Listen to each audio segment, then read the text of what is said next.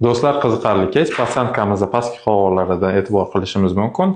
Grijalar va mushaklaridagi ikki xilliklar bor. Bitta ko'zlarida mushaklari juda gipertrofichniy, bitta tarafida kamroq, lekin bu yerda ham shishlar bor. Shu bilan birgalikda grijamiz bor, ortcha terimiz bor. Mana shunaqa juda asimetrichniy ko'zlarimiz. Mana pasyankamiz tepaga qaraganlarida grijalar yaqqol ko'rinadi, bu yerda mushaklari ko'pliklari ko'rinadi. Bu yerda grija emas, bu mushak. Pastki qovoqlardagi grijalarni olib, ikki ko'zlarni ham bir xil qilib berdik. E'tibor berishingiz mumkin, ko'zlar simmetrichniy, shishlar bir xil, ko'zlarga o'zlariga yarashib turibdi.